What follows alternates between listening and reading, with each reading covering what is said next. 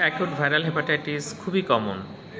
সাধারণত hepatitis A, B এবং ই virus দিয়ে অ্যাকুট ভাইরাল হেপাটাইটিস হয়।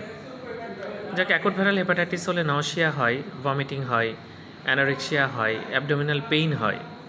তাহলে নওশিয়া, অ্যানোরেক্সিয়া, ভমিটিং, অ্যাবডোমিনাল পেইন এগুলো আমরা পাই যদি অ্যাকুট ভাইরাল হেপাটাইটিস হয়।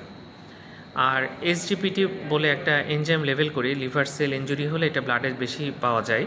নর্মাল একটা মান থাকে, কিন্তু এর থেকে অনেক বেশি বেড়ে যায় এবং বিলিরুবিন বাড়ে। এছাড়া আমরা ভাইরাল মার্কার করি, হেপাটাইটিস বি দিয়ে হলে HBsAg করি, এ ভাইরাস দিয়ে হলে অ্যান্টি-HAV অ্যান্টিবডি করি, ই দিয়ে হলে অ্যান্টি-HEV অ্যান্টিবডি করি। এই টেস্টগুলো করা হয় যে কোন ভাইরাস দিয়ে এটা হয়েছে। এছাড়া প্রথম ইন টাইম করা হয় অনেক সময়।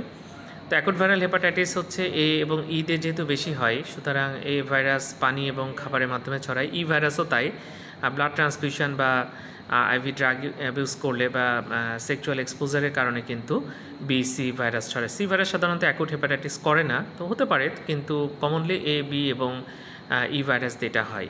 যাই হোক, এটার সাপোর্টিভ এবং সিমটোম্যাটিক চিকিৎসা আমরা করি, এবং এরকম হলে অবশ্যই একজন হেপাটোলজিস্ট দেখাতে হবে। ধন্যবাদ সবাইকে।